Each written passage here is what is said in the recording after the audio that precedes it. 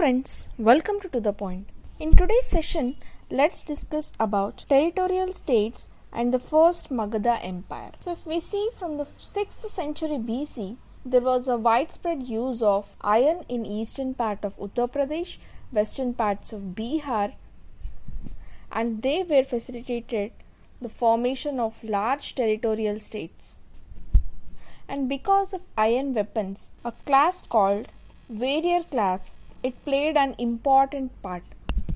And there were also new agricultural tools and implements that enabled peasants to produce more food grains than it is required for their consumptions. The extra product of food grains produced by this agriculturist, it was collected by the princes to meet their military and administrative needs.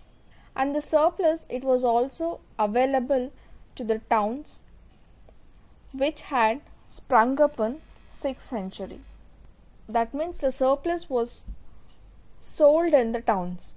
This material advantages, it naturally enabled the people to stick to their land and also to expand at the cost of neighboring areas.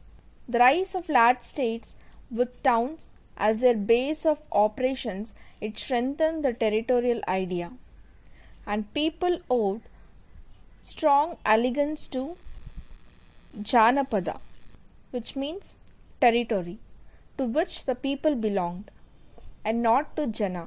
Jana means it is a tribe to which they belong. They gave importance to Janapada, that is the territory which they belonged to. The Mahajanapadas. So in the age of Buddha, we find 16 large states, and those 16 large states were called as Mahajanapadas. Altogether 16 states were called as Mahajanapadas. And this 16 states, it was situated north of Vindhyas, and they were extended from northwest frontier to Bihar. And among this, Magadha, Kosala, Vatsa and Avanti, these four were most powerful states. And beginning from the east, we hear the kingdom of Anga.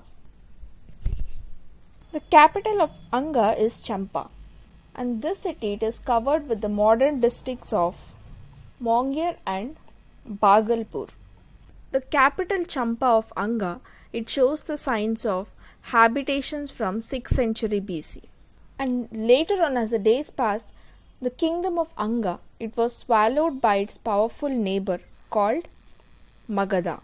So Magadha, it embraced the modern districts of Patna, Gaya and the parts of Shahadabad. And Magadha, it grew to be the leading state of those times. North of the Ganga river, in the division of Tirhut, there was a state of Vajjis. And this Vajjis, it included 8 clans. And the most powerful clan was Licchavis. And the capital of Licchavis was Vaishali. And this Vaishali, it was identical with the village of Basar in the district of Vaishali. The Puranas pushed the antiquity of Vaishali to a much earlier period, but archaeologically, Basara, it was not settled earlier than the 6th century BC. So in the north of the Ganga, in the division of Tirhut, there was a kingdom of Vajjis. And in the west, we can find a kingdom of Kasi with its capital at Varanasi. And excavations at Rajghat, it shows that the earliest habitation was started around 700 BC. So in the beginning, Kashi appears to be the most powerful of all the states, but eventually it had to submit to the power of Kosala. Kosala embraced the area occupied by eastern Uttar Pradesh, and it had its capital at Shravasti. Kosala contained an important city called Ayodhya, and this city of Ayodhya, it was associated with the story of Ramayana. You can see all the 16 large states which are called as Mahajanapadas in this map. This is river Ganga, and we can see the other 16 states: Kuru, Panchala, Koshala and Malla to the north of river Ganga, and Vriji, Kashi, Magadha and Anga to the northeast of Ganga. And in the northwest we can see Gandhara and Kamboja. And to the south of Ganga we can see Surasena, Matsya, Avanti, Chetiya, Vatsa, and down near the Vindhyas there is Asaka. These are the 16 Mahajanapadas. Let's see how this Magadha it became an empire.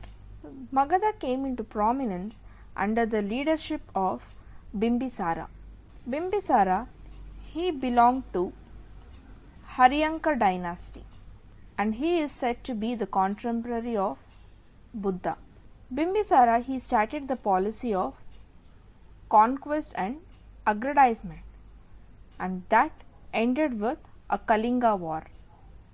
Bimbisara acquired Anga and placed it under the viceroyalty of Ajatashatru at Champa. Bimbisara also strengthened his position by marriage alliances. That is, Bimbisara married 3 wives. His first wife, she was the daughter of king of Kosala and the sister of Prasenjit. This Kosalan bride brought him a dowry, a village, and that village is named as Kasi village, and that yielded a revenue of about 1 lakh, and this suggested that revenues were assessed in terms of coins.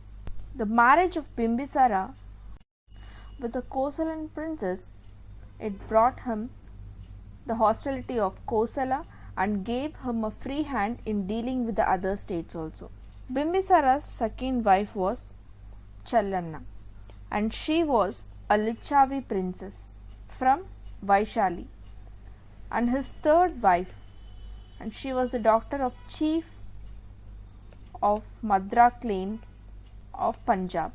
So marriage relations with different princely families, it gave him a diplomatic prestige, and this made a way for the expansion of Magadha westward and the northward.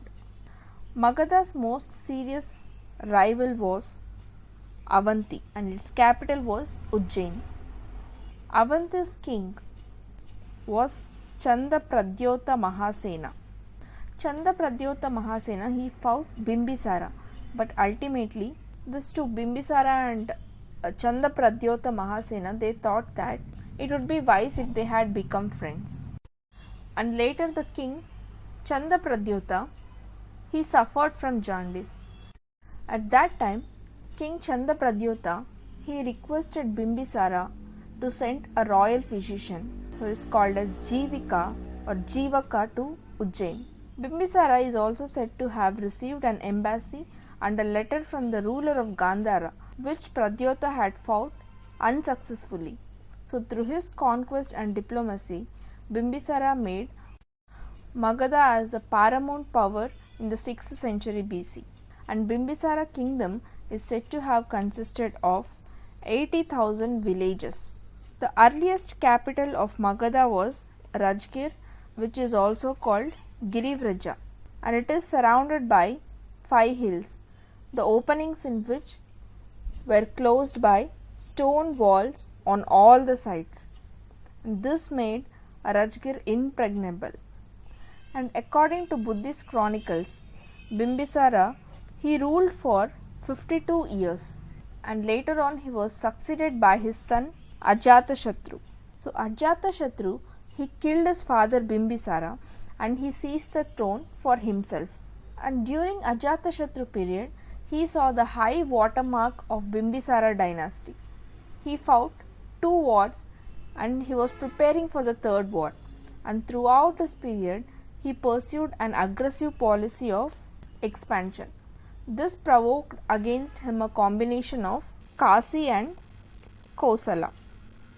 And in Kasi and Kosala, in this place there began a prolonged conflict between Magadha and Kosala, and Ajatashatru, he got the best of the war, and the Kosalan king, he was compelled to purchase peace by giving his daughter in marriage to Ajatashatru and leaving him in sole possession of Kasi.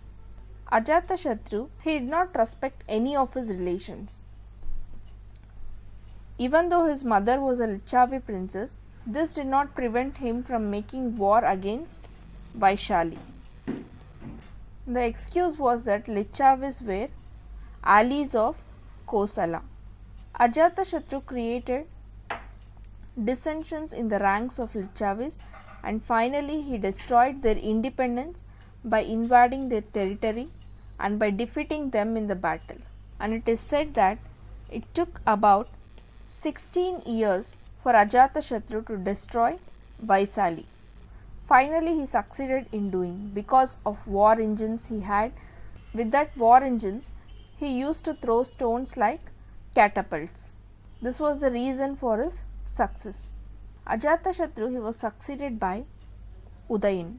The rule of Udayin, it is important because he built a fort upon the confluence of the Ganga and the river Son at Patna. And this was done because Patna lay in the center of the Magadhan kingdom, and which was now extended from the Himalayas in the north to the hills of Chota Nagpur in the south. Udayan was succeeded by the dynasty of Shishunagas, and Shishunagas, they temporarily shifted the capital to Vaishali. Their greatest achievement was the destruction of the power of Avanti with its capital at Ujjain, and this brought an end to 100-year-old rivalry between Magadha and Avanti. And these Shishunagas, they were further succeeded by the Nandas, and Nandas, they proved to be the most powerful rulers of Magadha. Their power was so great that Alexander, who invaded Punjab at that time, he did not dare to move towards the east. The Nandas, they added to the Magadhan power by conquering Kalinga, from where they brought an image of Jinnah as a victory trophy. And all this took place in the reign of Mahapadmananda. And Mahapadmananda, he claimed to be Ekarat, which means the sole sovereign who destroyed all the other ruling princes. It seems that Mahapadmananda, he not only acquired Kalinga but also Kosala, which had probably rebelled against him. So the Nandas were fabulously rich and they were enormously powerful, and it is said that they maintained a 2 lakh infantry, 60,000 cavalry and 6,000 war elephants. Such a huge army could be maintained only through an effective taxation system, and it is because of this considerations that Alexander did not advance against them. And later the Nandas turned out to be weak and unpopular, and their rule in the Magadha, it was supplanted by that of Maurya dynasty, under which this Magadhan Empire reached the apex of glory. Causes of Magadha's success. The march of the Magadhan Empire during the 2 centuries preceding the rise of Mauryas, it was like the march of Iranian Empire during the same period. The formation of the large state in India during this period, it was the work of several enterprising and ambitious rulers like Bimbisara, Ajatashatru and Mahapadmananda. So they all employed all means of fair and foul at their disposal to enlarge their kingdoms and to strengthen their states. But this was not only the reason for expansion of Magadha. There were some other important factors also. So Magadha, it enjoyed an advantageous geographical position in the age of iron, because the richest iron deposits, it was situated not far away from the capital Rajgir, the earliest capital of Magadha. There was a readily availability of the rich iron ores in the neighborhood that enabled the Magadhan princes to equip themselves with effective weapons. and these were not easily available to their rivals.